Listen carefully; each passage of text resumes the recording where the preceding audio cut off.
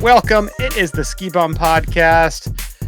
Finally, both of us are here back together after last week's just me intro episode with our interview, and now finally back together, reunited. Mario, how you doing?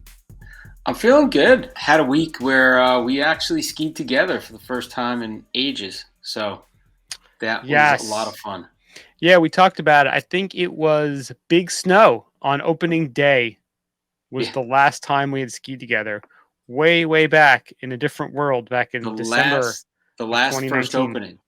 The last first opening, sort of. Not really working out.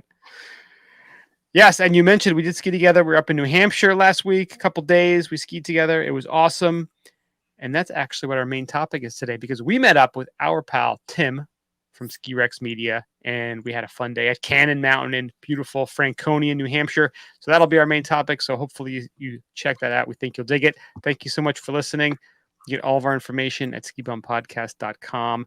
We are on your favorite social media apps, Twitter, Instagram, Facebook, Untapped, at Ski Bum Podcast. Send us an email, skibumpodcast@gmail.com. Go to YouTube. We're there. I think it's not really /Ski Bum Podcast, but you put it in, we'll show up. You figured it out. You're smart people. Go to your favorite podcasting apps. Rate and subscribe. Big shout out and a big thank you to Terracea, our pals, TERRACEA, terracea.com. Premium cold weather solutions.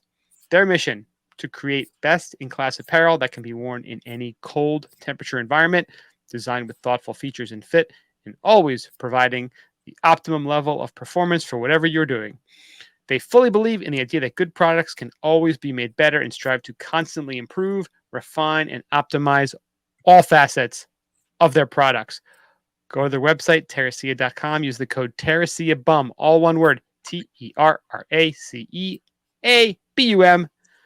Thank you so much, Terracea, and big thank you to Mike, who we met up with at our second stop on our New Hampshire tour up in Waterville Valley. Did a little skiing with him. Yeah, that was a fun time. A lot of fun. It was a great time. We had great weather. We'll actually talk about Waterville Valley on another episode. It's coming. This one we're just focusing on Canon. So, Mario, let's kick this off the way we always do. It's time for Après Today. I'm, I guess, officially off the wagon now. So on the wagon is like you're not drinking. Off the wagon you are, right? I believe that's correct. I feel like we've looked this up maybe 3 or 4 times. Yeah, on the wagon is the water wagon. You're just drinking water, and then you jump off and you start drinking whatever else you find that's fermented, right? Yeah, the wagon is abstaining from drinking of any alcoholic drink. All right. So I had a few Macallan 14s the other night. That was kind of fun. And actually, Mr. you'll hear Fancy the result over of that. here. Yeah, you'll hear the result of that on the interview. So that was the first alcohol I had in probably a few weeks. Since New Hampshire? Since New Hampshire. So, New Hampshire was probably I was like 4 weeks in, 3 to 4 weeks in. And then New Hampshire came. I only had like 3 or 4 drinks that whole weekend. 3. And then tonight I had a glass of wine. And I was like, you know what? Going back to the good old faithful weed drink. Back to the weed drink. Back to the weed drink. Because it was starting to sound like a George Thorogood song there for a second. One bourbon, one shot, and one weed drink. Yeah, there you go. I tell you what, I got a good formula. If you like White Claws or sparkling seltzers, you know what? You can make your own. You get club soda, a little bit of flavored stuff in there. You can jazz it up. And you put a little weed in there, a little alcohol, whatever you want. Weed Claw. It's called making a goddamn drink. Green People Claw. did it for ages. Exactly. Now we think we have to go down to the store and get a vodka and club in a can so that we can open it and just drink it. It's like you could have poured that too from a bottle. It's like it's some like magical formula the folks at White Claw have that is not even possibly replicatable. It's not like it's like Heinz ketchup or something. Exactly. Or Coca-Cola, where like only 4 people know the ingredients. There was 5 and they had to kill them. Yeah, exactly. But yeah, so I make a nice goddamn mouth shut. That's right. So usually I get like a flavored seltzer. My formula is a little bit of a flavored seltzer water. So like LaCroix or Aha or Bubbly. I get like a nice flavor like a cherry, or they have the orange one. I think If you this want is to, if you want to cherry. step your game up, Pellegrino flavored seltzers. Pellegrino. It was on sale this week. I did get some of those, and those are pretty damn good. The Morello cherry one, I forget what it's mixed with. It's like dark Morello cherry and something else, pomegranate maybe or something. Yeah, dude, that one, because Costco has it like a variety pack, and that's one of the flavors in there. Oh, And all right. it is out of this world. Like, it's very fancy. I almost feel this is where the highfalutin segment kind of comes in. You know, That's the right. the fancy seltzers, Pellegrino seltzer. You can make a weed drink with that. Boom. That's some Davos stuff right there. That is.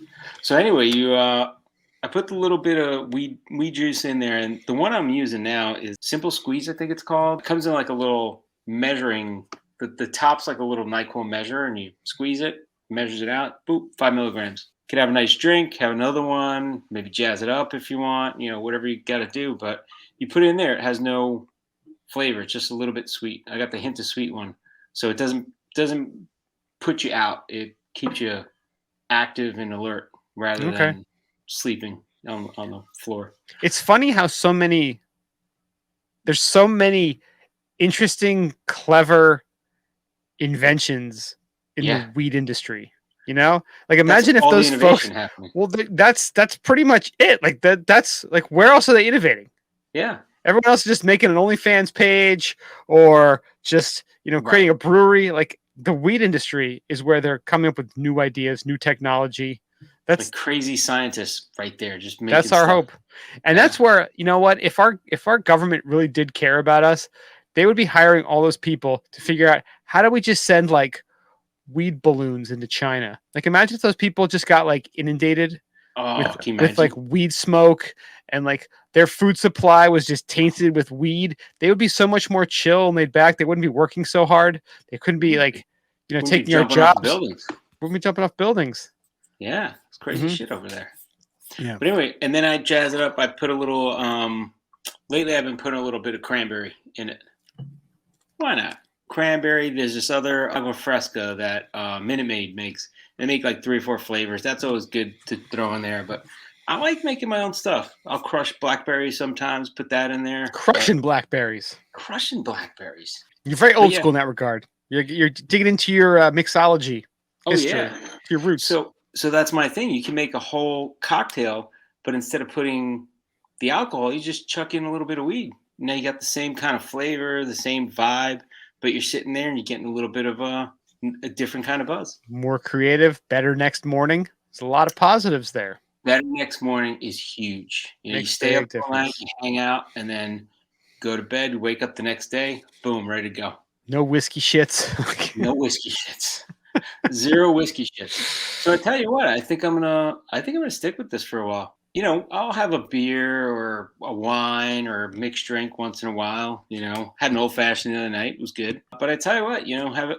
Even when I had the drinks the last week or two, it's kind of like, I kind of want to go back to the weed drink, because it's basically just seltzer, maybe a little juice, and just some weed hinted in there.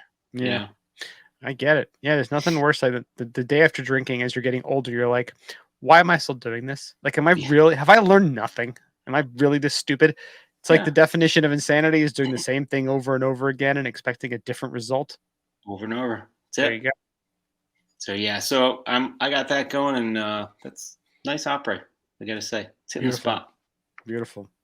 All right, Brian, what you got? Speaking of being stupid, that's kind of the route I'm going down, because it's been a rough week. It's been a long week, but I also wanted something that was nice and thematic that went into the kind of was part of our New Hampshire trip. So I'm kind of keep the theme going.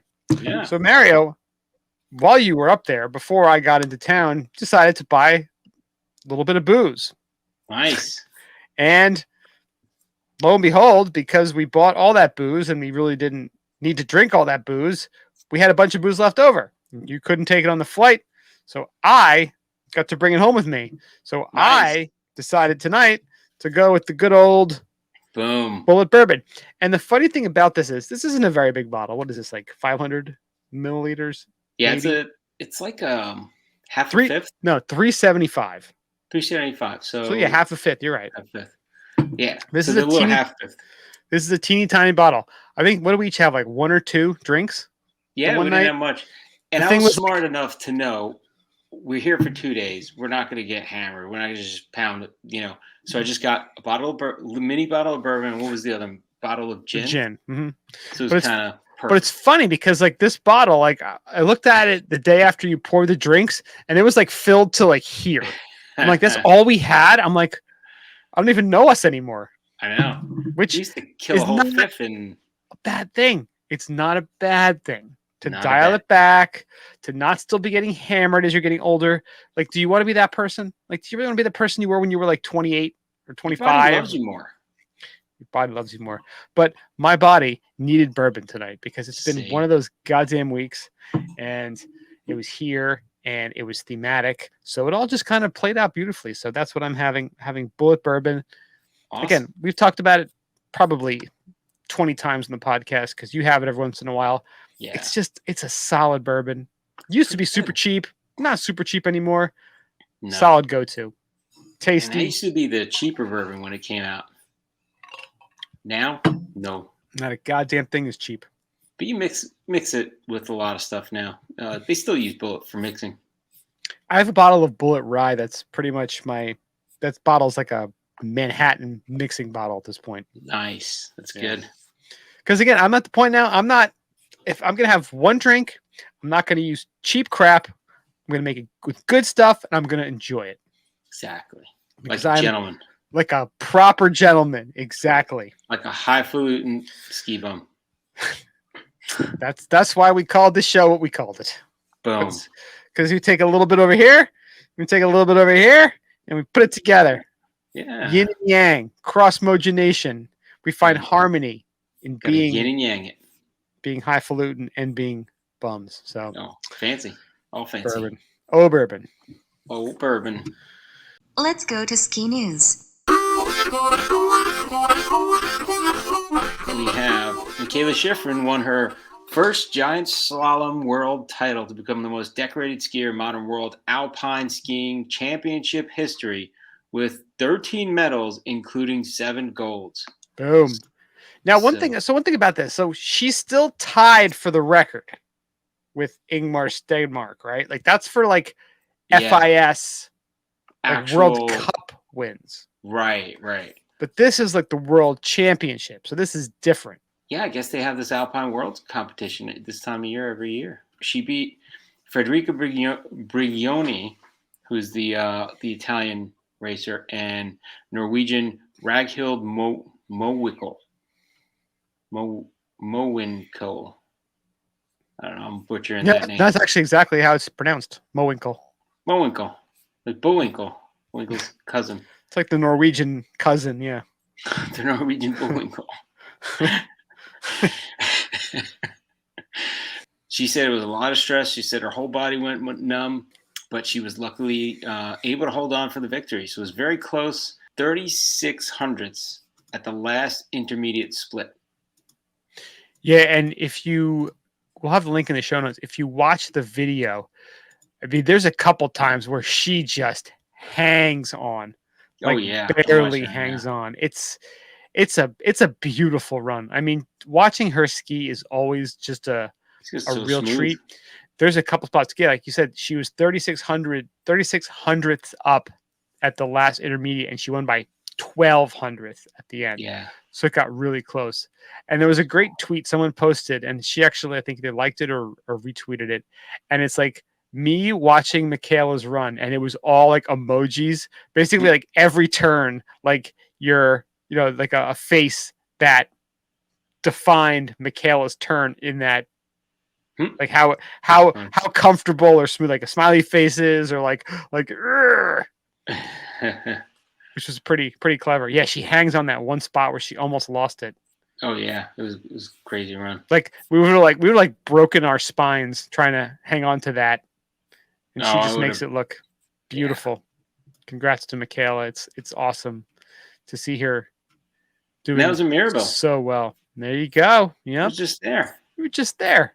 Yeah, it was just around there. Mm-hmm. I didn't race like that though. I don't know why. You're a little faster. You know how it is. Yeah, I don't turn. I just go straight. That's what it is. Triple tuck. Triple tuck. So big shout out and congrats to Michaela. Yeah, congrats. And then in another competition, which was happening closer to our neck of the woods at a good old Jackson Hole Mountain Resort, Kings and Queens of Corbets just went down last week. Wow. And as always, it was a humdinger. So big congratulations to Colby Stevenson and Claire McPherson on being named this year's King and Queen. Ben Richards, Veronica Paulson for winning the Red Bull People's Choice Awards. We'll have a link in the show notes. You can go to Jackson Hole's website or Red Bull. They have a replay of the whole competition. And Mario and I were just watching it before we started the podcast and watched a couple of the highlights. It's funny because it's fun to watch because you're like, holy crap. And then when they're just screwing around, you're like, that's pretty good too. Yeah, it's fun to watch. And it's amazing how quick, again, we talked about Red Bull a million times. The fact that they have so much camera footage and they get it cut and played so quickly, it's unreal because they have a lot of the skiers have a POV camera. They have at least 2 or 3 drones going. Oh, they got and then they have some stationary footage lower down the mountain. But they do a great job with their production. They have like a drone at the side, almost like the side entrance of Corbets. So, they have like good old Veronica Paulson. Like she tried the double backflip twice. Yeah. The first one, her ski catches on the second rotation. So she's coming in, instead of getting all the way around, her skis kind of stick straight in and she just flop ejects down. Yeah. But the camera footage they have of it, I mean, you're seeing it right there. It's really cool. Yeah. And then her second one, she got around the second time, but then she just like exploded and tomahawked down. And it's a huge accomplishment to even attempt it. But there were so many outlets who were like, she did a double backflip. No, she almost did. Sort of. A good attempt. It was a good attempt. Yeah. It was more attempt than I'll ever make. I assure you that. But the fact that she's kind of even she went on there was like, well, I hit my feet, so that means I did it. It's like, that isn't really the proper definition of landing a backflip. Yeah. Let's not bullshit ourselves. That's trying a backflip. That's not landing it. That's just saying. Still awesome. High five to you. Great job. But you don't almost get pregnant. You either do it or you don't, right? Like there's no in between. Amen to that. She had a plan B after landing that one. On that landing. That landing was a B. Plan B. Plan B. That was not plan A was to land the backflip. That was not plan A. Exactly. Yeah, but still fun to watch. We have a couple timestamps that, if you want to check it out, 28:25. That might have been Colby going in his first run. Now he was at 40 minutes, and then you go to 1:16. Ben Richards, his entry, he did a double backflip because he landed it beautifully. Did another ridiculous stunt, and then on the bottom, he friggin' crashed and carried his ski down. Yeah, he lost his one ski down, just kind of messed up. He definitely would have won if he would have just landed that one. Well, the funniest thing is I'm watching, I'm like, where the hell is he skiing? Is he skiing in mid-mountain? Like what? And then I'm like, oh, he's getting a run up to the to the jump that goes into Corbets. I'm like, that's pretty whacked out. So it was pretty cool to see. He carried some serious speed going in, yeah. I had to take a double take because it was funny. I was like, where's he skiing? I'm like, and then I realized he was above Corbets. I'm like, okay. That's how you do it. Yeah. That's how you do it. That's not messing around right there. Yeah. I mean, people keep going burlier every single year when they do this. It's been 4 years now they've done this, or 5 years, I think. And nobody's died. It's good. Not that we know of. It's very, very tricky, dangerous event, but I'm glad they do it. Yeah. No, it's super cool. And I don't quite know the criteria to get into it.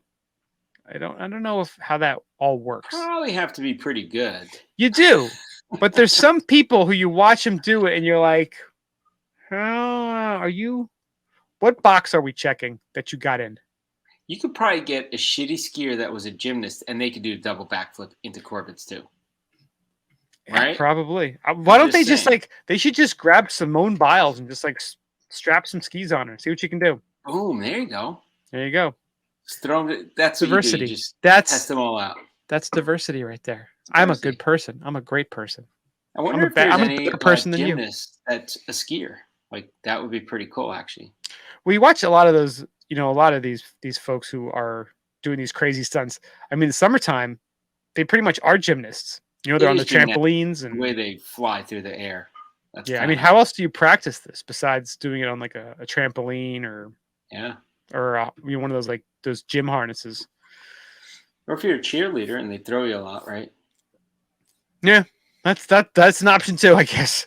That could be like they have like the 2-person ice skating, right? Like the pairs. Why don't they have 2-person skiing? No, you gotta practice by the circus. They shoot you out of the can. The can. I mean, Red Bull. Are you listening? Red Bull cannon shooting. Bull. That'd be great. You get like teams that are like trying to get the distance. And guess where they could do the first competition? At Cannon. At Cannon. Boom. Shooting down the mountain or up the mountain? Up. What are you doing? Up. They want to replace the tram, right? We should have that as a story this week. Shoot them from the tram. Shoot them. Well, forget the tram. Replace the tram with a cannon. Oh, boom. You can actually shoot at each other. Shoot people at each other. That's getting a little dark. That's getting very dark. Yeah. Yeah. Shout out to the folks. Why don't they have a cannon at Cannon? Yeah, I mean, it seems like a no-brainer, right? Right? Hey, we're going to ride the cannon? Yeah, it shoots you up the mountain. That's the lift. They might have had one. It probably was just too foggy for us to see it. How about catapult? Can you catapult somebody safely up the mountain? The trebuchet? Trebuchet. Get the big ones with the big, Send it. You got to get like a big rock at the bottom so you look like you're back in like the Middle Ages. Full send, baby. That's right. Yeah, I'm gonna ride the trebuchet. Great. Yeah. We can get chucked up the mountain. We could just take the heated 6-pack bubble lift, right? Nah. This one gets me up there in like 30 seconds. Not even. I am old school. All right, next up we have the Cuchara comeback. Abandoned ski area in Colorado is closer than ever to a revival. So in southern Colorado, a lost ski hill will soon offer the promise of family-friendly skiing with less traffic than I-70, barely any lift lines, and a daily pass under $50. So beautiful thing. Yeah, supporters of Cuchara Mountain Park in Huerfano County are confident that with one more season of funding, the ski area will reopen to its former glory next winter after falling just short of a goal to open lift serve skiing and snowboarding at the end of 2022. This sounds pretty cool. And they're saying they're not offering, in the past, they not offered affordability with $20 lift tickets in the 80s, but it was easy access for skiers in South Central Colorado. That's pretty cool. You never think about parts that don't have skiing in Colorado, but I guess there are some that exist, right? Yeah, this is way south, like southern Colorado. So you look at it on the map, and it's like where Durango and Pagosa are. So you got Purgatory and Wolf Creek. It's probably a solid 80 miles east of there, and a tiny bit further north. If you were in Colorado Springs, actually Pueblo looks like the closest decent sized city from there. And I'm sure that's probably a decent drive from there, from Cuchara Mountain Park. And there's some really cool stats in there where they're talking about, apparently like the 80s, obviously it was like the heyday. So Pueblo's about an hour and 20 minutes to Cuchara, to give you guys been through Pueblo. I don't know why. I went to Colorado Springs, so I don't know if we drove through it or were we going somewhere else. Yeah, Pueblo's a little further south, not too far. Maybe like 40 minutes, half an hour. There's a ton of like direct mail that comes from Pueblo. Yeah, Or it must be used one of to. those like crazy like I don't know, like postal distribution centers or something. Yeah. Yeah, so Cuchara, it was originally called Panadero Ski Area and opened in 1981. And they were talking about in 83, a full day ticket was $16 for an adult. Damn. And for context, back then, Breckenridge was $19 a day, Eldora was $15 a day, and Vail was $22 a day. Man. Yeah, so small local resorts were being snatched up. Now they're currently being snatched up. Actually, what are they saying Right. here? As small local ski resorts were snatched up with seemingly infinite dollars of mega resort owners, Pandero remained independent. So they opened, had a great community. People were like excited about it. There was a place called Conquistador, which closed about an hour and a half north. So a lot of Conquistador. folks made this place like their home mountain. So are there ghost mountains out there? Like ghost ski Oh, mountains? for sure. There's plenty of them. You gotta You know, find a ghost ski mountain and go visit. Well, you know what? Right there up here in the Poconos, shout out to Scooter and Candle from the East Coast Ski Chat. Their family owned a place called Alpine Resort, which was Nice. up there in the Poconos, and shut it down a bunch of years ago because it wasn't financially sustainable to keep open. Wow. Hot tub time machine. Super unfortunate. Yeah, right. Get some Chernobyl.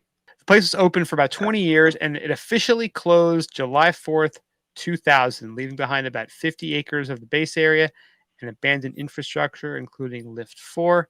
In 2021, the U.S. Forest Service pulled its permit for public access to the land above the base area. One of the folks found out about that it was being shut down, and they were like, we gotta figure out a way Now save it. to save the place. Yeah. They said actually the real effort started back in 2010, a decade after the closure. That year, a local purchased the abandoned ski area, but was unsuccessful in attempts to restore it. The area went into tax liens and was then auctioned off parcel by parcel, including one section that covered the 48-acre base. Within those acres was the entirety of Riblet Lift 4, which had brought visitors 300 vertical feet up to access a handful of groomed green and blue terrains, and a section of Lift 3, which was partially on USFS land.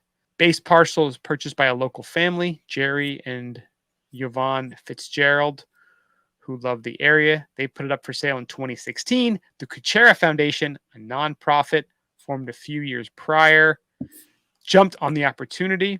So they struck a deal with the county. The nonprofit would raise $25,000 as a down payment if the county collected the remaining $125,000 to cover the cost of the parcel. They made that happen within 9 months. They had to get a lot of these permits set right again, which was complicated. Yeah. So yeah, they worked on a couple of improvements. This foundation was actually able to make it finally happen. It's actually a pretty long story. It's very detailed. There's a lot of really cool information, but they're looking to sell adult lift tickets for under $40 and kids tickets for $20 with discounts for county residents. That's awesome. I mean, that's how you get people stoked. That's how you get people to fall in love with the sport, is make it affordable enough for them to actually go and do it. That's the first step in getting them hooked. And you're living that now. I mean, you got little kids, you take them, it's expensive. I mean, you got to be able to, go and afford that day going out there. I mean, it's not easy. It's not. Everything is so goddamn expensive, and skiing is one of those things that I will I don't care if I have to go into debt to go skiing. I really don't. Like I'll figure some other crap out. Like I'll sacrifice other stuff. Like I won't bathe for a while. I'll keep wearing old crap for a while, but as long as I can ski, that's really the most important thing. There you go. You don't need to eat. Eating's overrated. People throw away a lot of good food. You just dumpster dive a little bit. Make it happen. Exactly. I find some crap in the freezer. Maybe it's a couple years old, but we'll eat it. Eat it. Make it work. Skiing is that important. Now, one thing about this, which is cool, think about like Doug Fish, the Indy Pass, what they're doing. They're bringing a lot of notoriety, and I think they're almost helping people rediscover these smaller hills. Yeah, they're helping build that local market, which is nice. Yeah, because and you watch some of those, In Pursuit of Soul movies, and you're seeing a lot of these local hills. You're like, man, that's kind of what got me into skiing. That's what makes me love it. It's not going in the big fancy goofy village and the $400 a night fancy hotels. Like That's what that I do stuff's now that I've made money. yeah. I mean that stuff's all fine and good, but I don't know. I prefer a place that's got a little bit of character. It's a little grimier. It's got some history to it. That's doesn't need to be polished and fancy. Like as long as you got a nice deck outside, got a You get couple shanked beers it. on draft, You'll get some shanked in great the road, runs. don't you? Yeah, a little bit of danger, a little bit of gnarliness. I don't like We'll when get a they. shootout in the town square. I don't like when they kind of sand off the edges. Like proverbial edges. I like a little bit of natural, gnarly. Yeah. That's my kind of place. Is there natural gnarly at a lot of these places anymore? Yeah, there's definitely some. Slightly, right? Oh, there's definitely some. Yeah. So this is great. So good luck to Kuchera. Hopefully they make it actually happen this next season, 2023, 2024. Maybe we'll get out there. Maybe we'll get out there. That'd be a You fun never place. know. Yeah, I think Tim's going to Obergatlinburg this week or next week, right? he is. His birthday. Yeah. It's going to be, you never know. These little places around. And it's funny because not last episode, like two before, we had the very special episode where it's all like sad stories, people dying and lawsuits and terrible stuff. This is an episode of just joy. We got Kings and Queens of Corbets, Michaela winner of most championships, and another happy story to end off the ski news. Tenney Mountain in New Hampshire reopens with eye towards becoming 4-season resort. They finally were able to reopen earlier this year with plans for a technology village and a performing arts center. Nice. Located on the northeast side of Tenney Mountain, the resort fired up its lifts on February 10th. So we were in the same town. We were in Plymouth on, was it the 7th and 8th? 6th and 7th? Yes. I think 6th and 7th, right? I don't know. Yeah, 6th and 7th. Oh, 5th, 5th through 7th, technically. But yeah, so they opened up a few days later, which is awesome.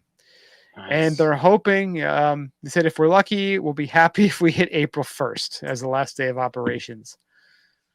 We'll see. Wow. Fingers crossed. Fingers crossed, man. That's pretty cool. So that was what Michael Bouchard, the resort's chief scientist and partner in the company. Yeah. So he's an engineer who bought Tenney in 2014. And then ownership transferred in April of 2020 via a quit claim deed for $6.125 million to North Country Development Group, whose manager is Stephen Kelly Sr. Kelly is CEO of Canton, Mass-based Timberline Construction, which has experience in building, hotel housing, science, and technological developments. And Kelly's presence has put new life into the development of Tenney Mountain, said Bouchard, who acknowledged that there had been a lot of false starts. No question about it. Steve's son, Steve Kelly Jr., has overseen the rehabbing of the resort's backcountry bar and grill. Nice.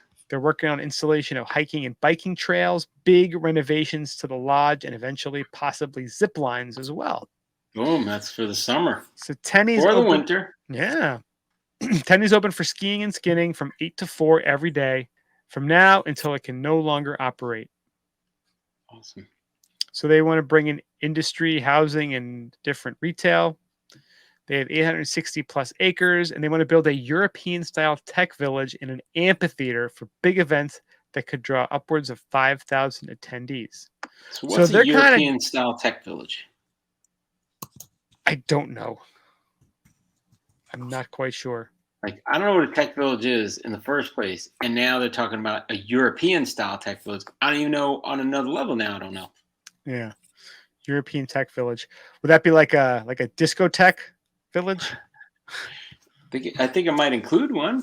It's interesting that they want to build that out because, I mean, it's cool if they think they can pull it off, and it's what the town and the mountain wants and can sustain it.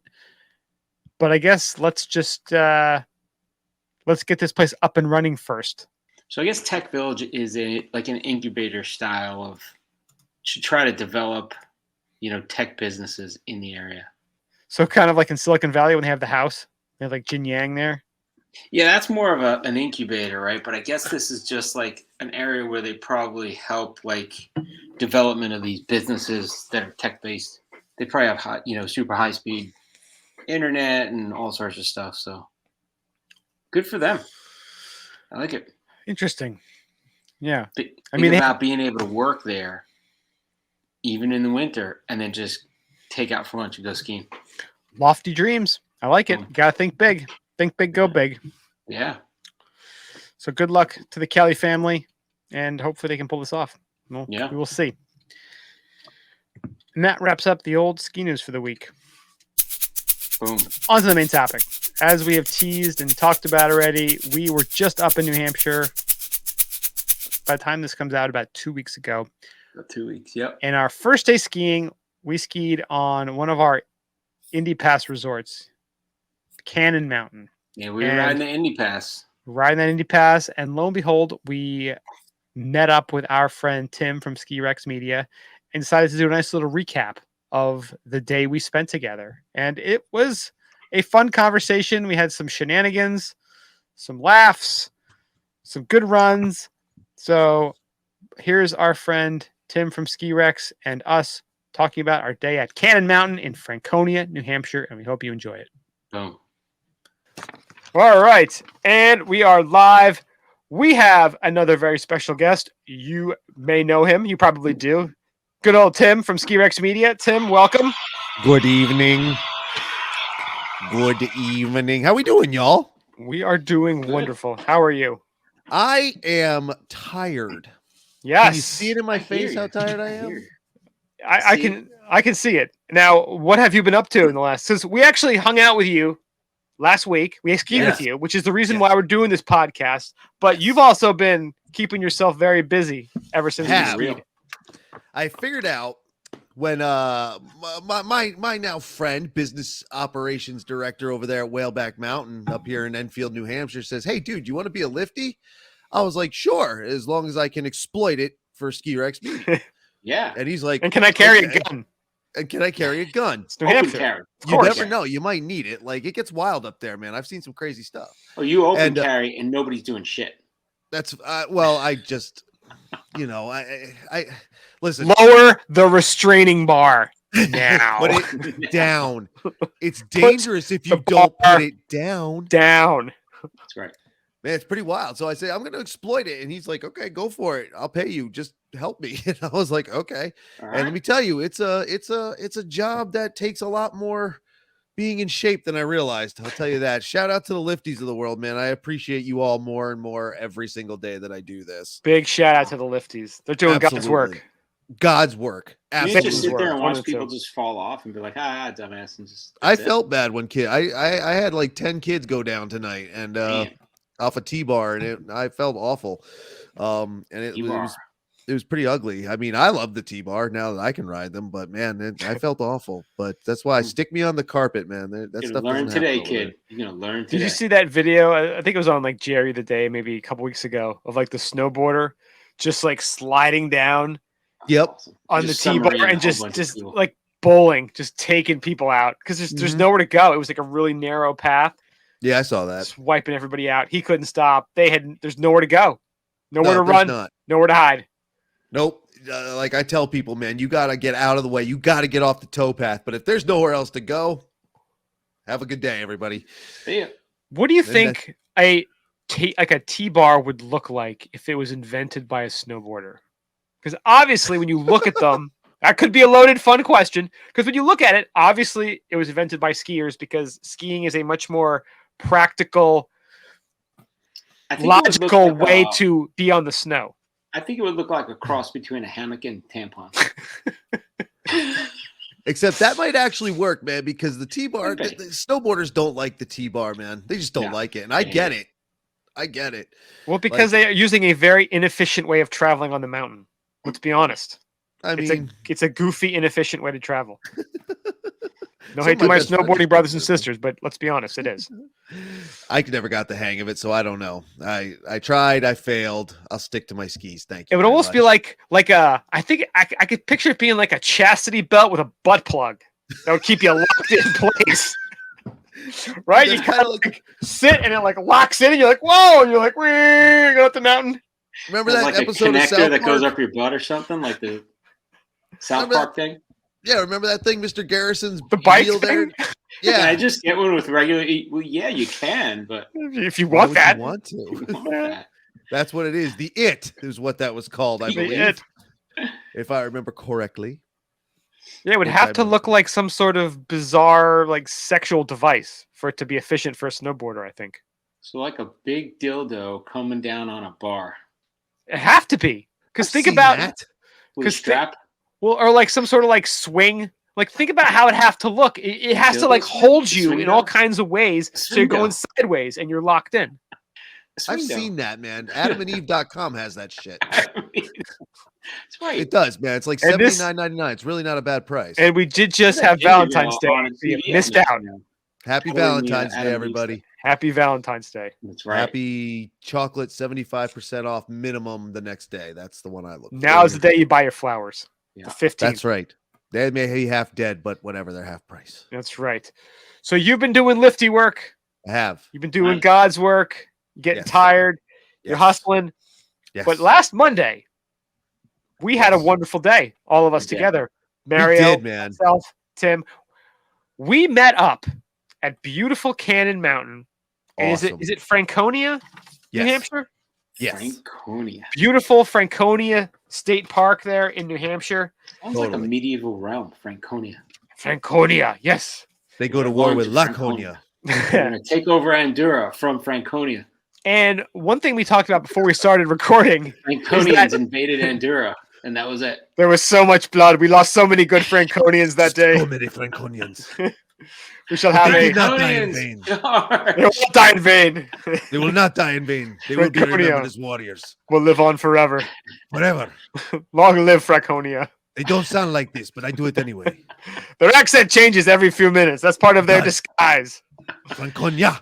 Masters of disguise, the Franconians. To Franconia, everybody. Let's charge. Gore Mores de Franconia. They're Orale, bitches. This is Franconia. Franconian paratroopers trained by doing the tram jump. So there you go. Oh, there you go. I got it. Is their paratrooping program. Yes, and that was one of our inspirations for going to Cannon. Was the Dean Deakus, Dan Egan famous 1994 tram jump, which Yep. if you watch it, we don't actually see them land. They jump. Ooh. Go ahead. They Oh, land. no. Go ahead and watch it. We see the You're jump. right.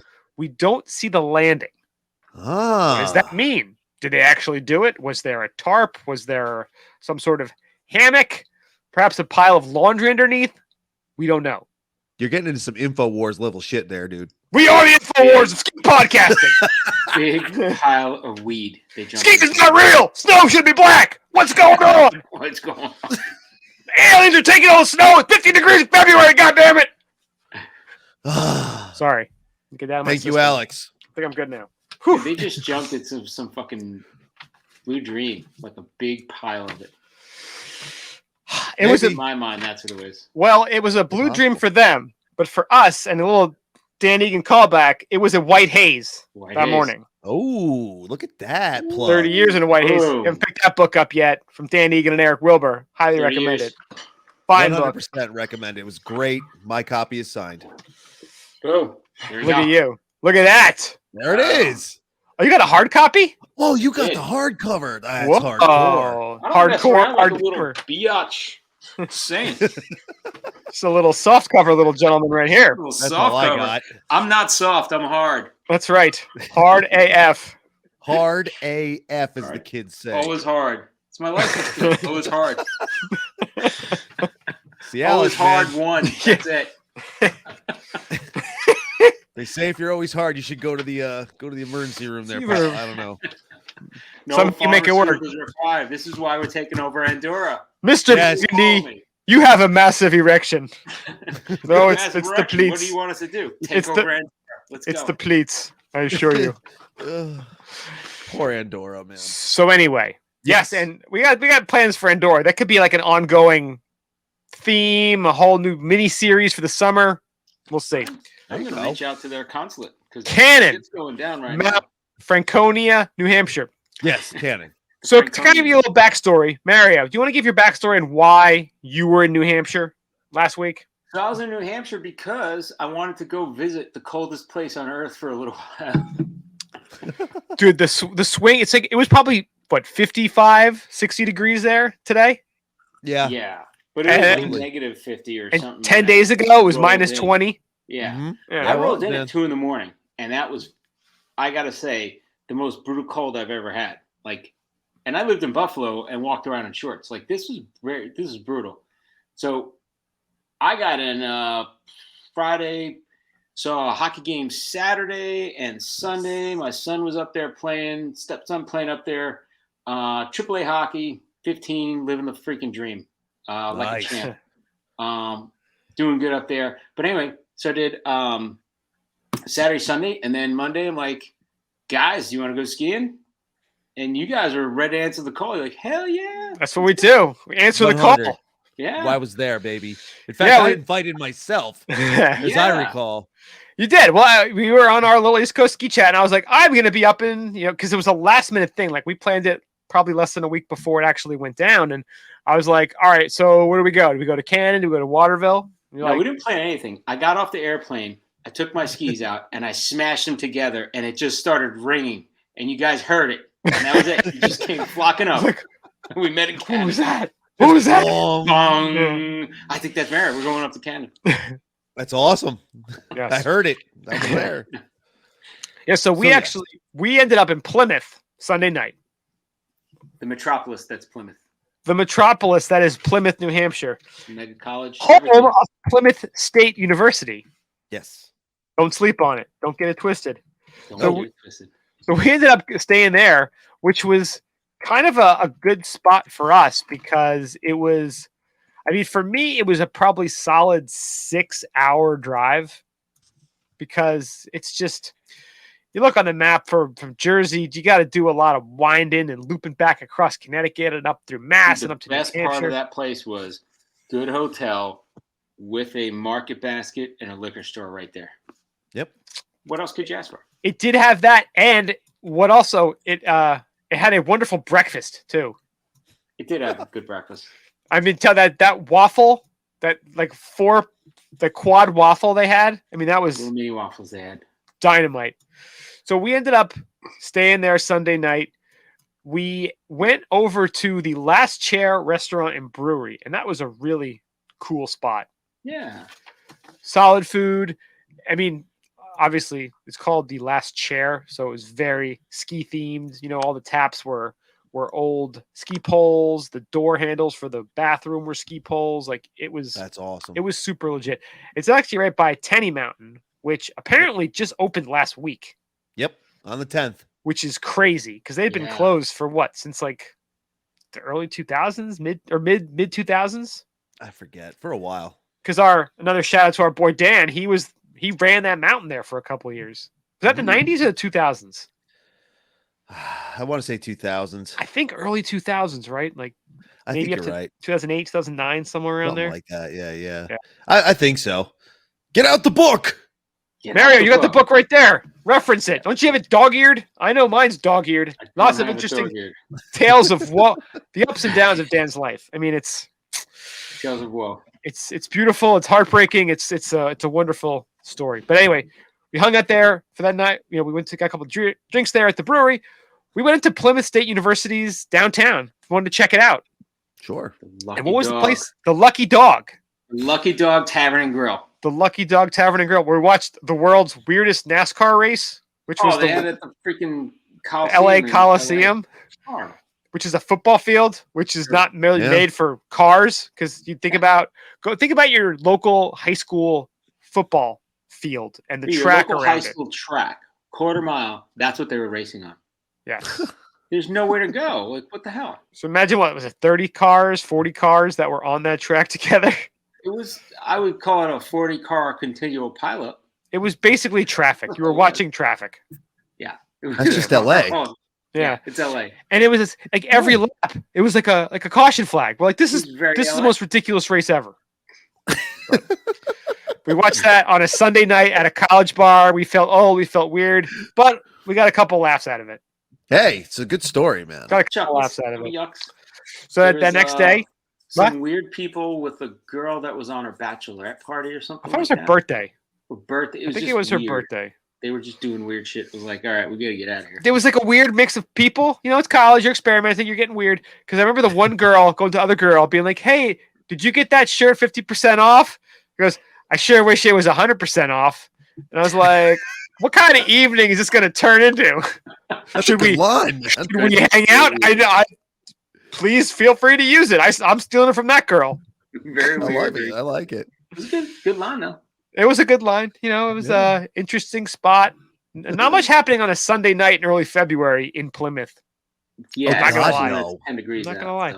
And it was cold. Yeah. But that was actually a good thing because we didn't want to be out late. Had to get ready. Had to do some skiing. So Right. next morning, drive up to Tenney Mountain. And what do we encounter when we get into beautiful Franconia State Park? Rain, which, you know, as a skier who just drove 6+ hours and Mario who flew a couple thousand miles, that's exactly what you want to see is, you know, rain. Just a little rain. Why not? You guys saw rain? I didn't know that. Yeah. Yeah. On the way up, it was drizzling. We're like, it was drizzling. What's going on? Like, I don't want to go skiing. I can't do this. Oh, bogus. There was rain. There was rain. Before it's on. And we're just like, are you serious? And as we'll talk about, it was massive white haze. I mean, it was whiteout conditions the first little bit there.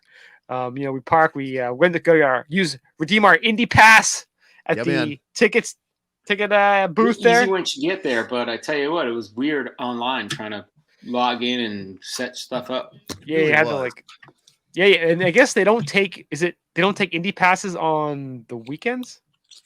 I forget. But I think you got to make a reservation too. They definitely on holidays, but yeah, you got to make reservations there. Even though it was a Monday and it was not crowded at all. No way. way. To make a reservation. So if you're going to Cannon, make sure you make your reservations ahead of time. Make your reservations ahead of time. RFID. Oh, sorry. Yeah. No, but when you do make the reservation, man, they don't give a flying, dude. You walk up to the window and say, "Hi, I'm here for my Indy Pass," and they just hand it to you, and you go about your business. It's beautiful. So don't tell anybody on social media that you're going anywhere. You're going to Cannon. Please use your Indy Pass because people will know that. You'll say, "Hey, I'm Tim," and they'll just give you Tim's Indy Pass RFID card loaded up, and you will go ski. And I'm not saying I'm a violent man. Tell them Ski-Rex Media or Highfalutin Ski Bum sent you, and they will look at you and be like, "I don't know what the fuck that means." That means nothing to us. But thank you so much. See if it gets you somewhere. But if it does mean something to them, please let us know. Yes. We will send them lots of stickers and merch. We'll send you stickers and merch. Yeah. We'll send you stickers and merch. But all of us, you'll get everything. Like a giant care package. Absolutely. Just in time for after Valentine's Day. Contact information in the show notes. Let's go. Let us know. You know how to find us. So yeah, it's funny. We go and get our tickets at the ticket window, and I look down and I see a gentleman in a very bright colored jacket, and I'm like, I think I know that man right there. I mean, who else is it? And Brian said, I see Tim. I'm like, I think I see Tim. I don't know. He's all bundled up. He's all bundled up, goggles. He's like recording a video, and I'm like, "Hey, Tim!" Yep, I was. You can hear it. You can hear it in the video. Well, I can't hear you, but you can see me look up and be like, "All right, I found who I'm skiing with." All right. See? Freaking stupid doing social media bits and shit, man. Nice. Sadly, it's got to be done. But yeah, we ended up just like conveniently encountering each other right there by the ticket booth. So it was perfect. It was perfect. Yes, unplanned and perfect. And the rain had stopped, and that sort of it almost parted the proverbial clouds for what was going to be a wonderful day of skiing, if you will. There's a lot of clouds while we're skiing, though. I got to say, some of the foggiest conditions, but it was good. There certainly was. Yeah. Do we want to tell the upper tram building story with the clouds yet, or we want to save that for a little while? Well, I mean, so we jumped on there at the, I guess that'd be lift C. Okay. Which also known as the Eagle Cliff Triple Chairlift. Would that be correct? No, that would be incorrect. I believe it was D. Incorrect. What you goddamn saying anymore? No, it was the D lift. It was the Peabody Express Quad Yes. chair. Peabody. That's what Peabody, it was. dude. Peabody. Yes. Peabody, dude. It was Peabody. That was when we got on. And Yeah, it seemed what's the like problem knowing Peabody? it was completely white out, like we were saying, and we sort of just kept ending up there, which Yes. was fine. But if you want to get into the tram bit, because that kind of leads into like the hilarity that was us not even knowing where the tram was. Yeah, we're up Yes. there taking pictures and doing all sorts. Like, it was great, but it was pretty foggy out. And that's the best part of the story. You know, I've tried to explain to people the fog that we saw. And I was like, dude, because if you know how a tram works, you know that building is massive. Oh yeah, We're standing 30 feet away, maybe. We didn't know what the hell it was. It was just a building, but we couldn't see all of it. You could like, just is see that a little lunch piece. place? Is They were that like, somebody's yeah. house? We didn't know. We had no idea. It was so funny because we're like, what is that place? Just no clue No clue. whatsoever. That's how it was dangerous, but it We was didn't even fun. see the tram. Because No, because hidden. after we took up the Peabody, we skied down the Big Link, and then we took the E, which was the Cannonball Quad, and that's where we kind of went along. I think the trail was actually tramway, which Yeah. might have been a clue if we weren't just a bunch of dipshits. Like It wasn't if for you you listen to this, meddling kids. you obviously know. We would have hit the tram. forever. You might have gathered some sort of intelligence and made an assumption that that building may be associated with the trams that you're skiing on tramway. Nah, that's We did bullshit. not put all that together. Fake I news. mean, at the same time, we really weren't following a map. We were just kind of taking follows a lefts map? and rights, and We were You know going who we very are. We'll old see school. Anything. We just go. wicked old school. We were meandering. We were Just go. meandering. We would just kind of be like left or right, right, and left, and just go Yeah. and make turns and go woohoo and go yee. That's icy and whoa. I should probably like glad I didn't crash into that because it's so Right. freaking foggy right now. We're not breaking Oh, out maps. dude. When you want a fresh one, come on.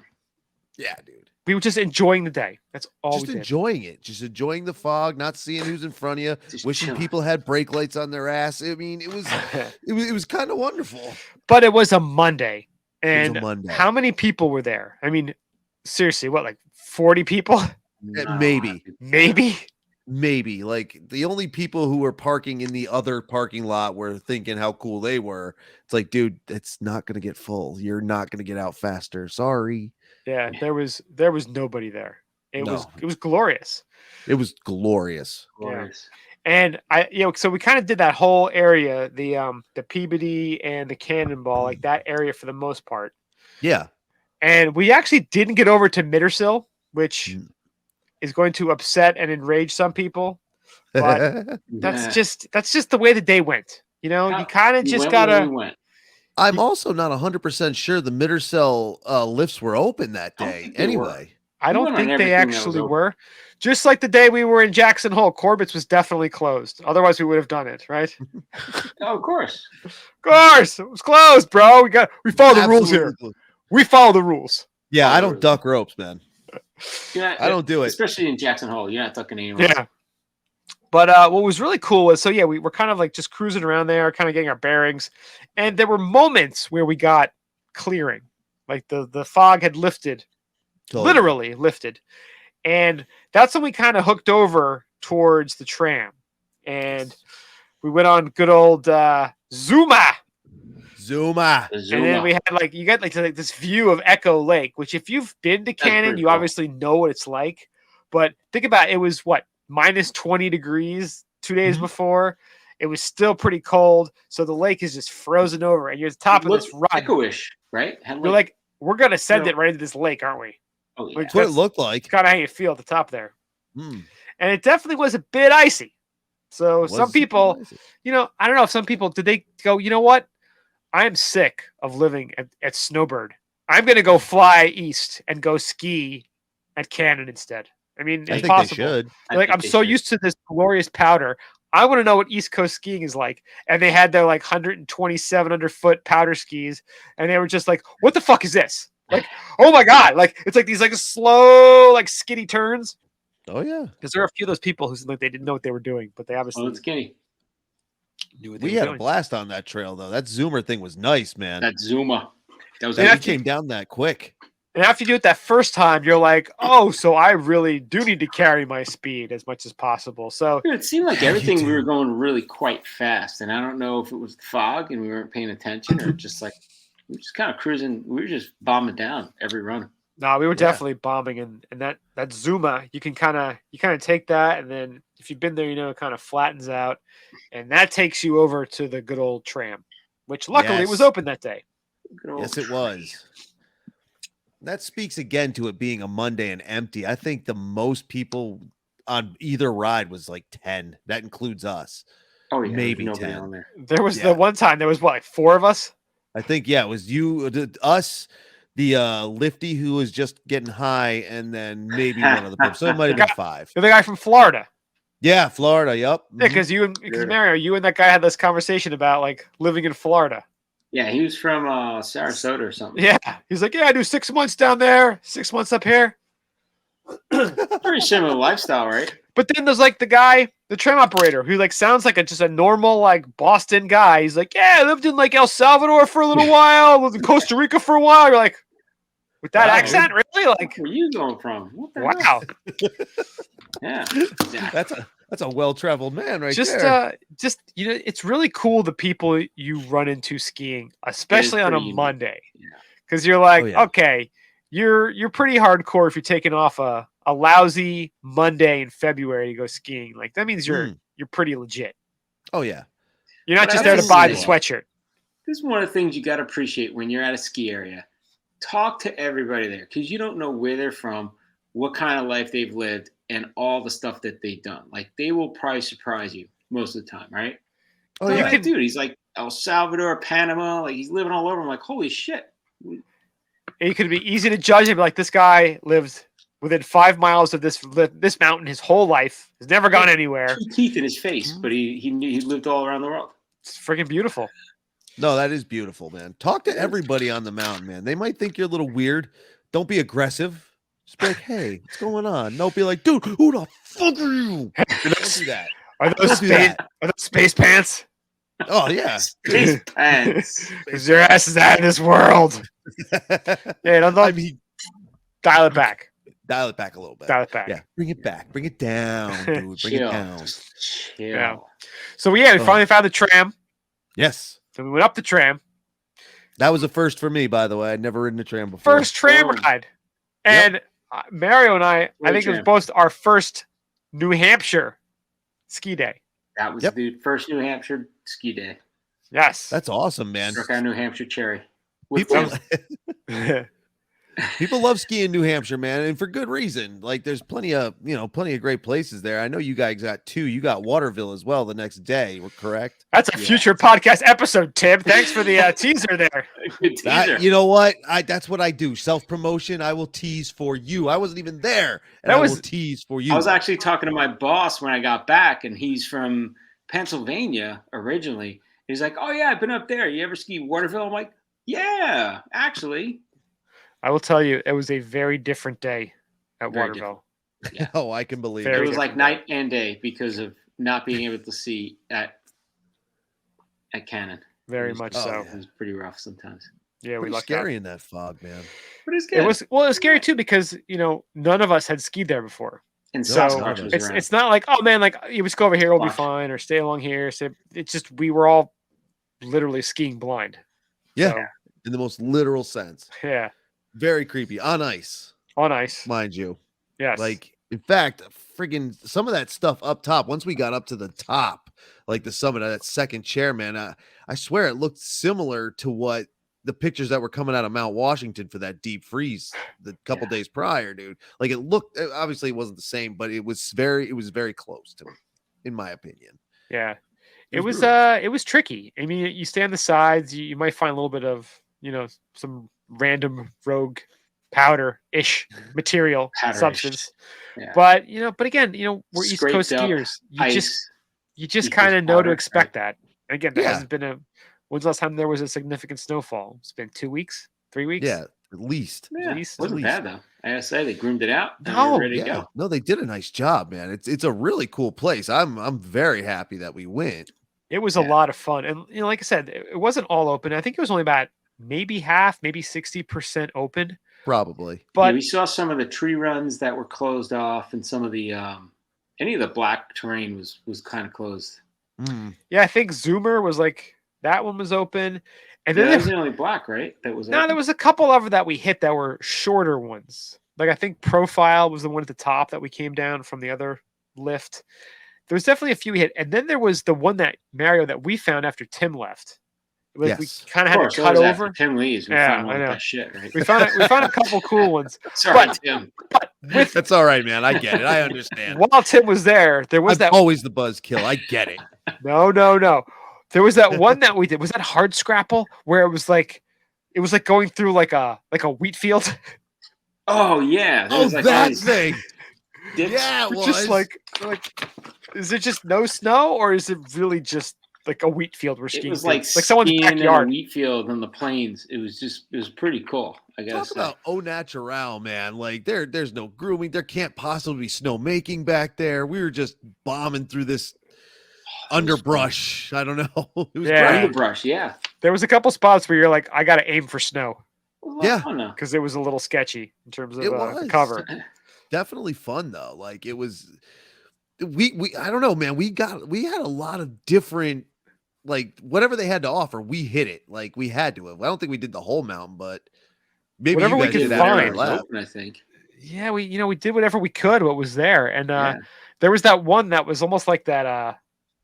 Like a what would you call almost like a winding switchback. Oh like yeah, that thing was awesome. That was from the top after that the bar. That must have been upper ravine. No, yeah, that's that what was something slalom. Taft slalom. The Shalom. That was the. That's right, the Shalom. The little Shalom. Shalom. That's it, man. The Shalom, yeah. The Shalom. Dude, that upper thing Shalom. was upper awesome. Slalom. That was fun. That was awesome. That was really good. Yeah, I really enjoyed. That was I think that was my favorite run. It was just, left and then right, and you weren't turning in between. You were just taking its turns. It was wonderful, man. Yeah. Such a great trail. Cool. I'm not sure if you were still. I think you might have been gone by there, but there was one point there was actually a couple guys skinning up there. On that one, and by then luckily it had cleared up because they have. I'm not sure if it's just a couple dedicated trails where you can hike or where you can skin up. But it was closed when we first got there. They said the skinning route was closed. And then I think once things cleared up a bit, they opened it to uphill travel.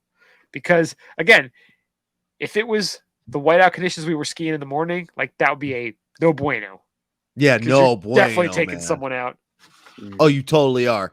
Unless they got like fog lights on their face.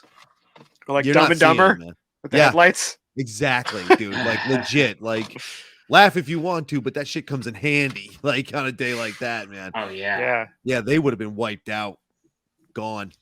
Everybody would have died. Not to be too dark. So much blood. So much blood. So much blood.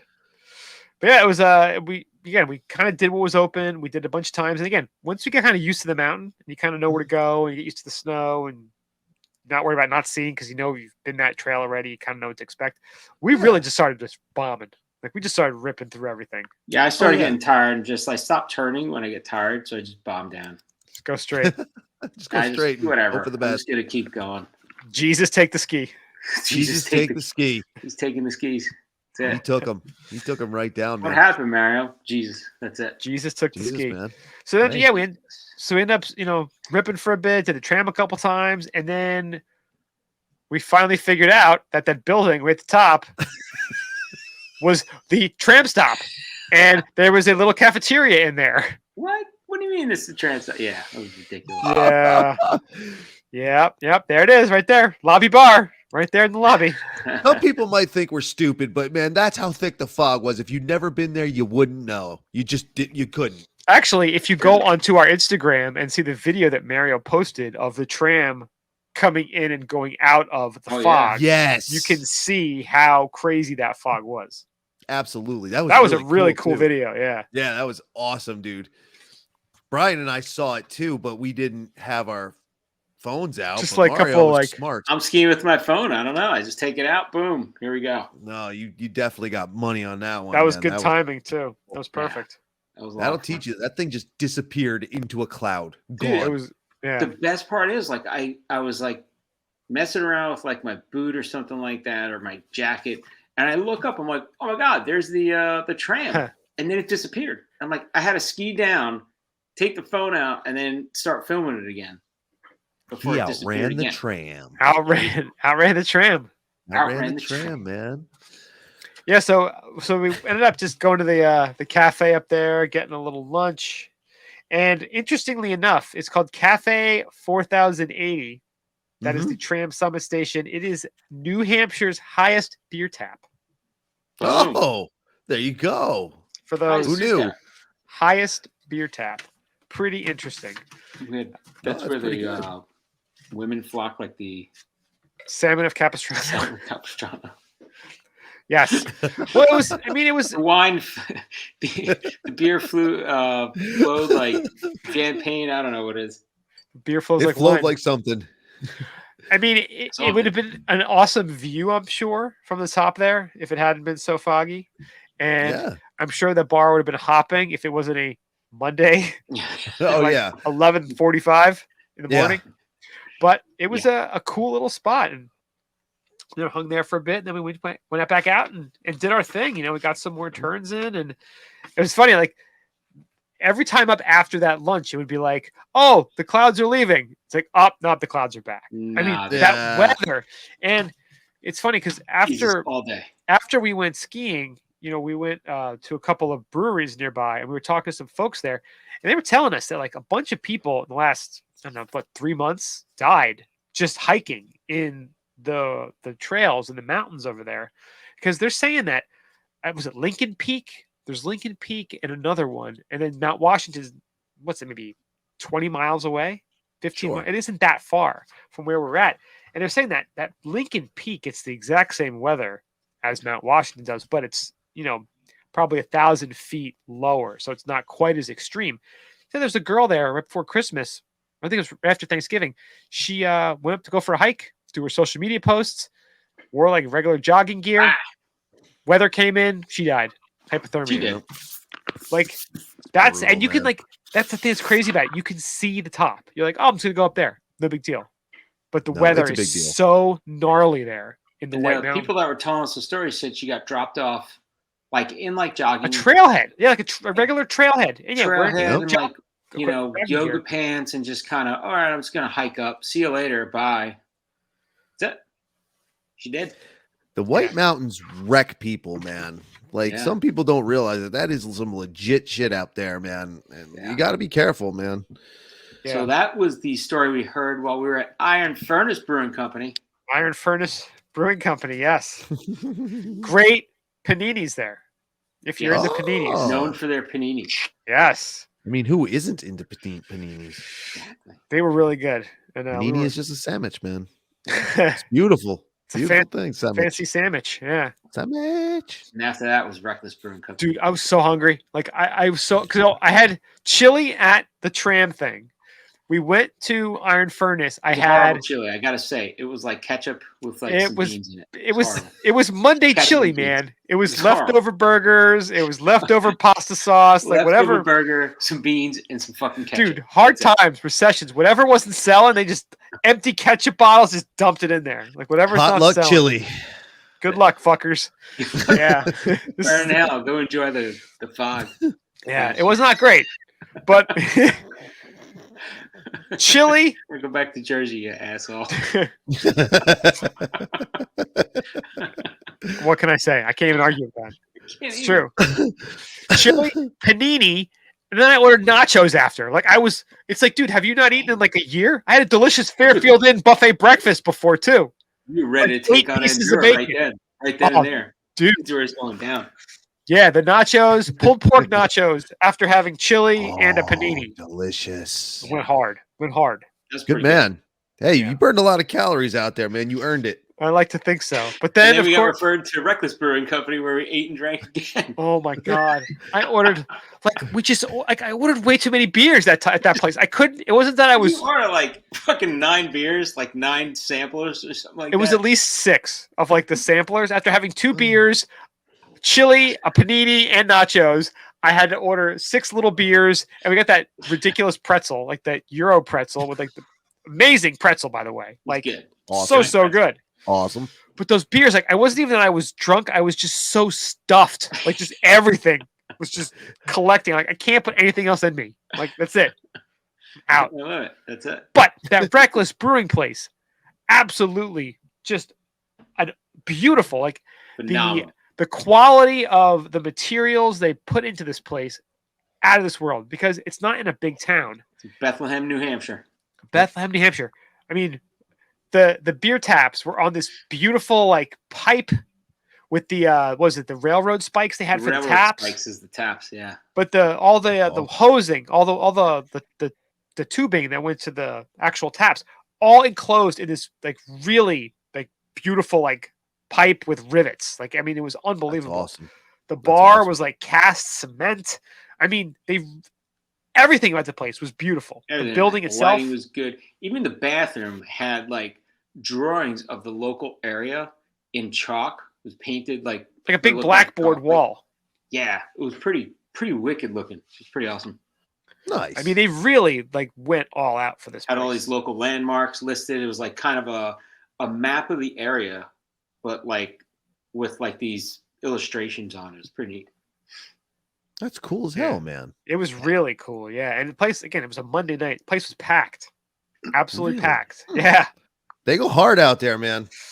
Hard living, hard drinking, man. they live for the day in New Hampshire. That is for sure. They do. Live free or die. That's not Of just alcohol poisoning. That's right. The guy next to us. Or The guy die. next to us seemed to be going down that path, didn't he? Oh yeah. Animal, man. Yeah. Animal. He was stopping in for his, what was it, $10 pizza and a pint. I think it was $14, but yeah. Yeah, whatever. Monday it was. night It's special. Like, I'm drinking the pint. I'm going to tell my girlfriend that I didn't have anything. Like, yeah, I think she's going to understand you were hammered when you come home. I got you. He's like, I gave you pizza, but there's like a piece missing. There's a piece missing. Wow, and it's probably like, like an hour old right now because you're nursing your pint. Yeah. Oh God Almighty. Characters, That's a man. match made in heaven. Characters. White Mountains, man. That's Gets it. a little weird the closer you get. Once you go through that area and up towards Canada, man, it gets weird. The game has changed. It's my favorite place. It's awesome. Jack is black. The more Like- weird it gets, I'm there, man. Dude, everybody like that we encountered, again, people, the train operators, the people at the bars, just everyone we talked to was just great, friendly, Yeah. kind of like curious, like, why are you guys here? Like, I don't know, like, where else are we gonna go? Like, this is just want to try something new. We're like, oh, cool, did you go here? Did you go here? Did you do this? And they were like all just really like ready Yeah. to give us some advice and tips and information. Like, really, really cool people. Yeah, That's awesome, man. You all had a blast after the fact. it's great. There might have been swingers, but I was staying away from that. Yeah. Yeah, You you know? never go in with the swingers. The man. Monday night swingers, man. That's a rough That's a rough ticket crowd, to man. sell right Rough there. Yeah. crowd, man. Damn. Like But I don't judge. Do what you want. I just don't want to play. The thing was, but the crazy thing was, like, I'm like, these people were going hard on a Monday. Like, how do you go on a Friday or a Saturday? Yeah, Saturday Somebody drunk on a doesn't come Monday is back. Pretty bold move right there. Look to your left. Look to your right. So many of you are not coming back. That's Friday. Yeah. Boom. There you go. That's why they're still looking for people to work out there in New Hampshire. They're having a real shortage. Live Wow. for The your locals die. are going down. Live free or die. Live free and die. Live free and And die. die. Yeah. There you go. Like, I man. don't need to work. Fuck that. That's for pussies. Now, Tim, you said that when you drove there, Yes, Google took you a bizarre route. it really did. So, did you go the same way home, or did you take the normal interstate route? I took the interstate route, man, because it was so much easier. Like now I live in White River Junction. Doesn't matter if you don't know where it is. Just Google. If you're an man. East Coast skier, you know where White River Junction is. You do. It's, Come it's, on it's, now. It's literally at the junction of the White River and the Connecticut River and the Ottawa Creechie River. Well, and Pittsburgh a I-89. big deal for having 3 rivers, and White River is not. Isn't that weird? They're like There's Three a- River Stadium, the Monongahela's here. It's like, all right, well, what about White River Junction? That should be a bigger thing. I'm just saying. And The yeah, but Pittsburgh of Vermont. the Pittsburgh of Pittsburgh. Vermont. Actually, minus the steel part, yeah. There you Nice go. steal and the Ben Roethlisberger quarterback rape. That works. Yeah. well, that happens too. Allegedly. Alleged mouth rape. Allegedly. That's all right. Allegedly. So yeah, it took me this crazy route. Now it was kind of awesome because it went through some like old towns in Vermont, old towns in New Hampshire. Took me through a couple of really rural spots that I had no idea were there. And so it's kind of cool when you do that. I like a good road trip. I like driving. Like a scenic mode that you could put Waze on to take you around? Maybe. I don't know. This might as well have been it, because when we were up on the side of the mountain and the fog had cleared, I looked down, I'm like, holy shit, that's I-93 right there.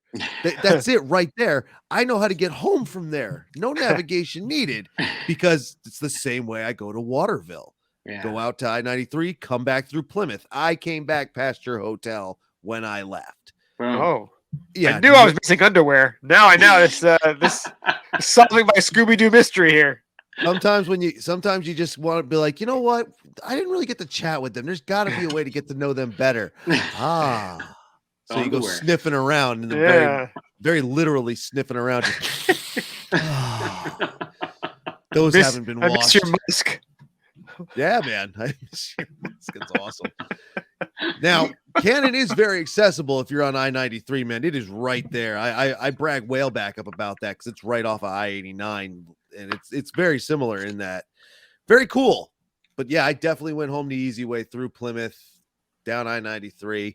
And again, I love driving through rural stuff and going crazy places, but I was tired. I just wanted to go home. Sometimes you just want to get home and get into your bed and be alive. Yes, that's all I wanted. Yeah, just putting ice where I had to put ice, and that'd be that, man. But it was, it's a nice drive, and you guys obviously had a good time bumming around through there, kicking around Plymouth. It's a cool little town, man. Like, it's a cool little college town. I mean, I'm sure the biggest. I wish we could have spent a week there. Oh yeah, it's a great jump off point for that area, man. It was good. It was that's the nice thing. Yeah, you guess you with Tenney being back open, and Waterville was not far away at all. It's the Ogden of New Hampshire. Yeah. Oh. It is the Ogden of New Hampshire. Because Ogden's only there because of a college too. So there you go. Exactly. Weber State. Yep. There you go. So it's a cool little town, a couple grocery stores, a Walmart, a couple Irving gas stations, whatever. Dunkin'. You got a Walmart, you're on the map. You really are. Sometimes you're not. That's right. I found Walmarts in the weirdest ass places you wouldn't even believe. And you've got the common man. The common man. The common man. Kind of what would you call that? Coffee, Quickie Mart, whatever it is. Quickie Mart kind of thing. Yeah. I like that. They have a common man spa up there. So it's like a Quickie Mart spa. What? Like on the go spa and resort. Like, that seems sketchy. Very weird. Sketchy. That seems like a human trafficking stop. Yeah, that's like buying gas station sushi, man. Like you just right. Just no, the Exxon sushi place. Stay in your lane, common man. Just buy the Slim Jim. It's wrapped. It's fine. But you all like Costco. Costco didn't stay in their lane. They don't stay in their lane. They just get everything. They get good. That's true. Right. That's true. Costco gas. Costco hot dog. Costco tires. Coffins. Costco coffins. Boom. Yep. Got to diversify your bonds, Costco. Now, if you bought one now, would you just store it in the garage, like use it for storage or something? Pretty much. Bury me in this. That's the thing that Thule does not want you to do, because you could just put all your skis in the coffin and put it on the roof of your car instead of spending their $1,000 goddamn. Dude, that's the best carrier ever, the coffin. Ski InfoWars, man, ahead of their time. Boom. Well, people maybe 5 minutes, but still. Isn't that what people call them? They call them coffins anyway on the roof, the roof boxes. I like that. So if you get a nice cheap ass on the car, cheap ass coffin, put a Thule sticker on it. Who's gonna know? Dude, you get free parking everywhere. They'd be like, "Come on, you park." Fuck the handicap sticker. You're parking wherever. You got a coffin on. You got a dead body on top. You can park wherever you want. Got all-wheel drive. Go park at the lift. There you go. There's actually a comic book shop down here that has a hearse as like their like official comic book shop vehicle. Awesome. It's called the Comic Crypt, and they have a hearse. That's a cool car, man. Very in brand. Box. It's a big old station wagon. That's all it is. It's true. Yeah. I'll have to tell you the story of the redneck hearse I saw not too long ago, like last summer, I think. One of these days, I'll tell you that story. Another teaser. It's not ski related. That could be a summer episode. That's a summer episode. Some of the there you weirdest go. shit you ever seen. I got one. I love it. Redneck hearse, man. Damn. It's All right. Vermont, man. I find some weird stuff. That's Vermont and New Hampshire are both. It's funny. Like you look at the map, and they're almost like the yin and the yang. Yep. You know, like kind of the politics, the beliefs. Mhm. Like a lot of it's the same. A lot of it's very different. Yeah. It's very interesting. It's very interesting. Because again, haven't spent too much time in New Hampshire, but yeah, just the vibe that we got. It's definitely got a different, but Consider again, it North Florida, right? kind of same, but very different. How some Florida point. the North. It is. I don't know. Sometimes I think they want to be like New Jersey, man. You know, with the taxation they have going on over there, or what I've heard. I don't know. I don't live In New there, Hampshire? so- yeah. Really? You know, well, they have that, you know, as you come across the border from Mass, basically up I-93 from Boston, you know, it's a little bit more urban in that part of New Hampshire. So it kind of feels like little Jersey sometimes. I could see that. So like Ish. Manchester, Concord, like the places that are Yeah. people still Nashua, could that commute to stuff. Boston if they need to. You say Yep. urban. Is there one non-white person there? In Manchester, there is. Manchester is quite diverse. Yes. Nashua is quite diverse. Yes. There's a few diverse, but then as you start to move, and then you get less and less, and then you get to really up north New Hampshire, where there's like 5 people. And not just because it's the little smidgen of state there. There's just nobody up there. It's quite wonderful up there. Where what is that ski hill up there? Damn. I can't remember. Yeah, way up north there. It's like the only thing in the town too. I can't remember what it's called. It's in the town of Dixville Notch, I think. That might be the ski area. Dixville Notch. Yeah, Dixville. Dixville Notch. There's a lot of notches. There's a in New lot of Hampshire. notches in New Hampshire, and they're all legit for driving in the snow. If you want to test your balls, man, go get caught in a squall up there. Oof. Crawford Notch, my friends. I got a story about that too. Notch. Yeah, I got caught in there in a squall. It was not pretty. Oh, really? Oh, is that where all the balsams are up there? Yeah, the balsams are up there, man.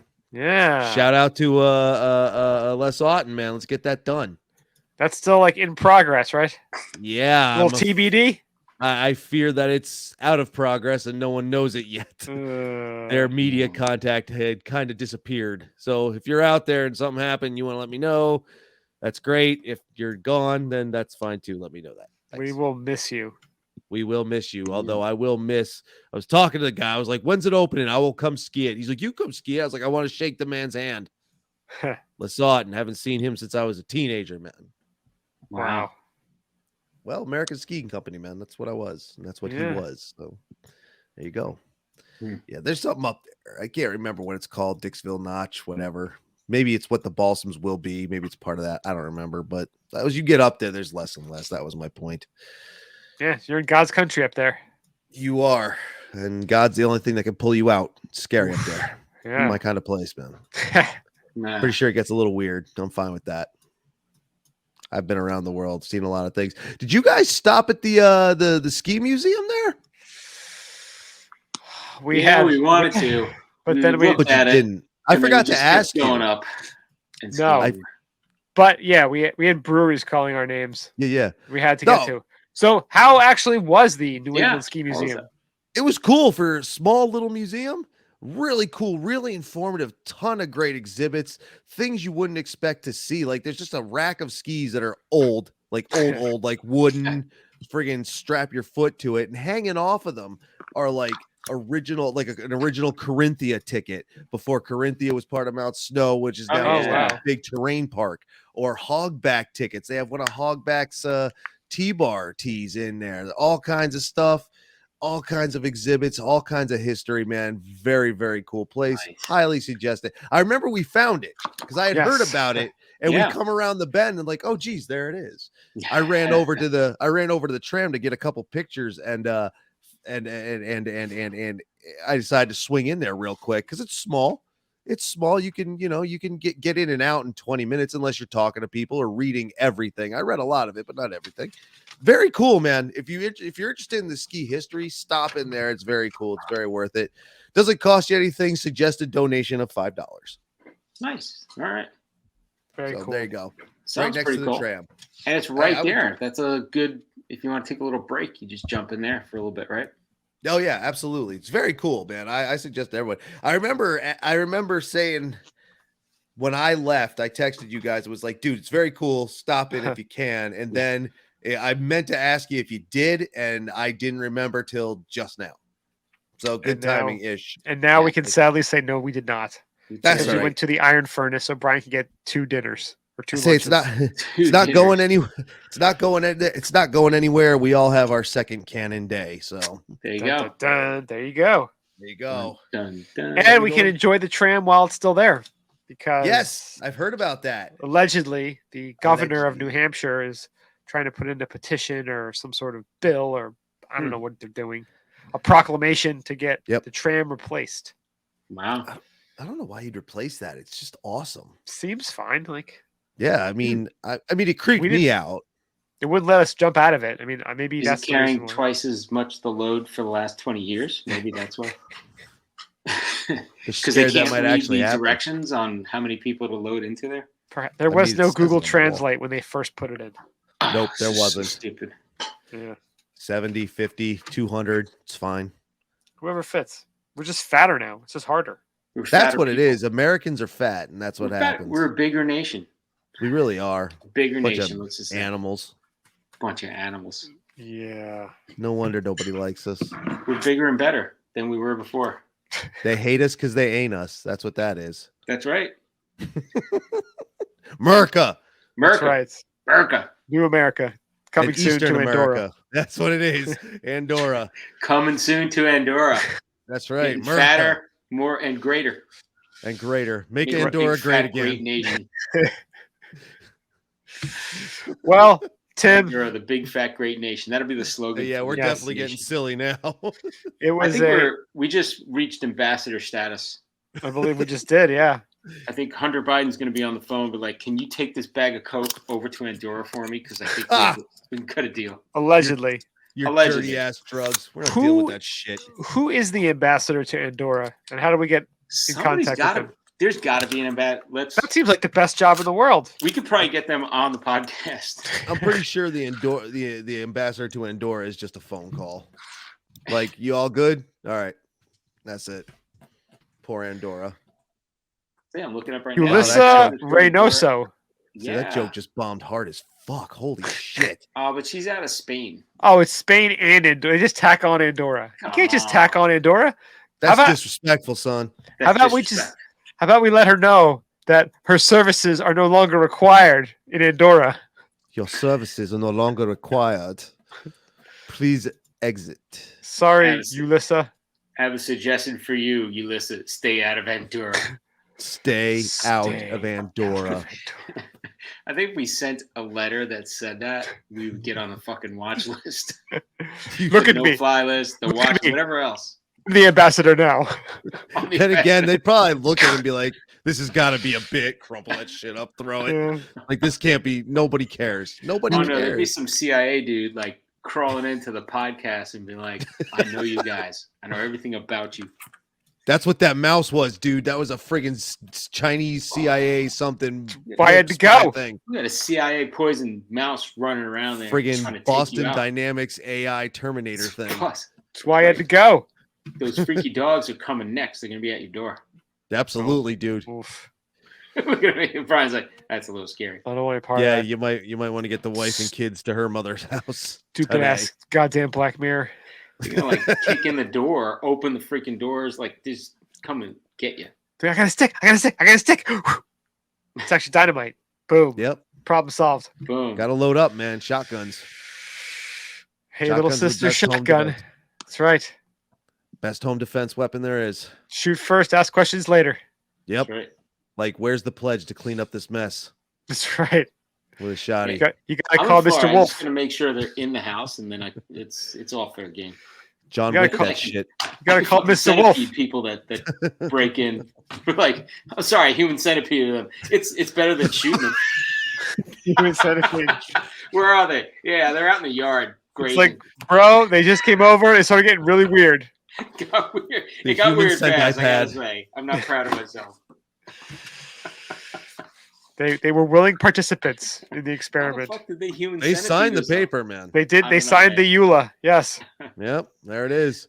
Well, think That's about that. brutal, If you're in one man. of those states, like, can you can you do whatever you want? They're in your house. Pretty much. How it I should mean, be.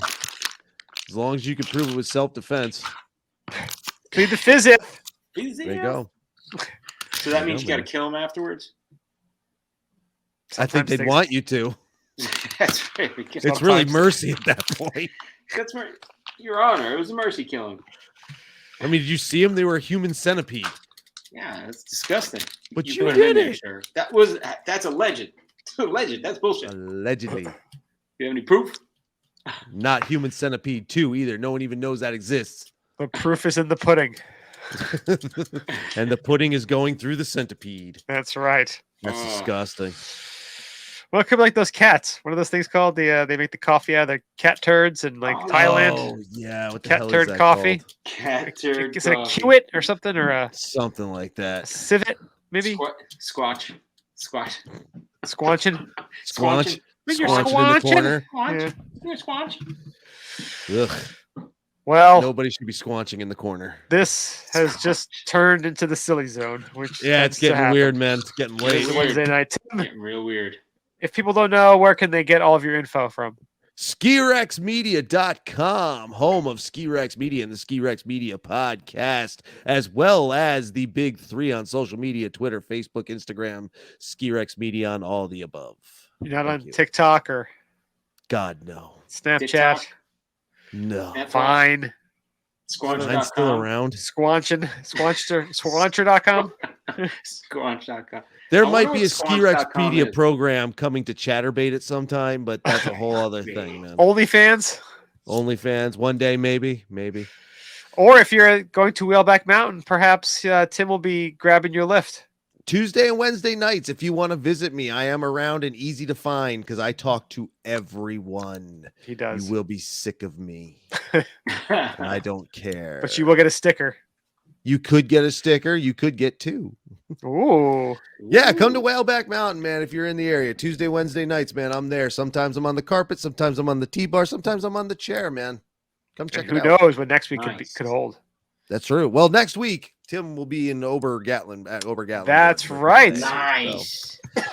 That's right. Why For don't you President's reach out Week. to the rep out there. I am trying. All right. So here's how stupid I am, right?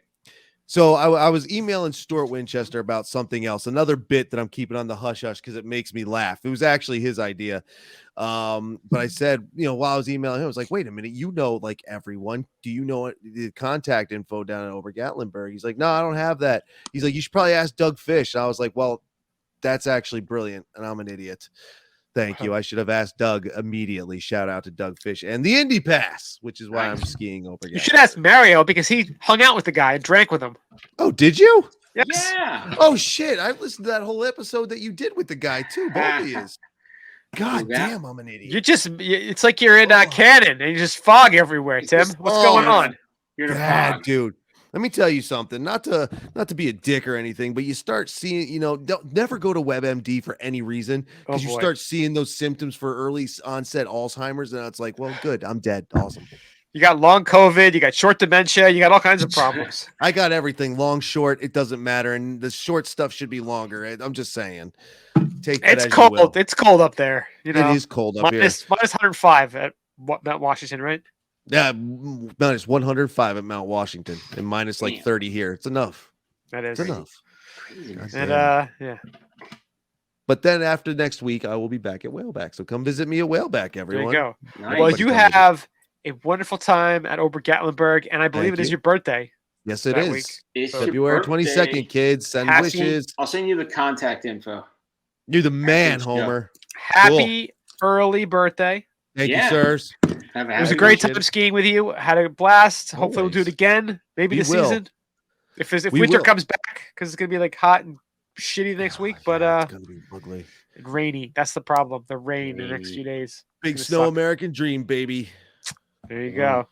I got a free ticket burning a hole in me pocket. So 365 days you can ski in New Jersey sometimes, just to mock me, as long as there's no fires. as long as there's no Just to- fires or whatever else they got going on there. God bless It's a cool Jersey. place. God bless Jersey. Love That it. it is. Tim, thank you so much. Thanks, and guys. We'll do it again. Right. We Talk to will, you soon. man. All right, man. Absolutely, man. Thanks again for Peace joining. out. See ya. You're welcome. Peace. Hope you guys enjoyed that. That wraps up the old podcast for the week. Thank you so much for listening. Check us out, skibumpodcast.com. Send us an email, skibumpodcast@gmail.com. Check us out on the socials, Instagram, Twitter, Facebook, Untapped at Ski Bum Podcast. YouTube, find us, Ski Bum Podcast. Go to your favorite podcasting apps, rate and subscribe. Also, we got the store. If you need some swag, check us out, skibumpodcast.com/shop. Thank you so much for listening. We do appreciate it. We'll talk to you guys next week. Stay high, stay polluting. See ya.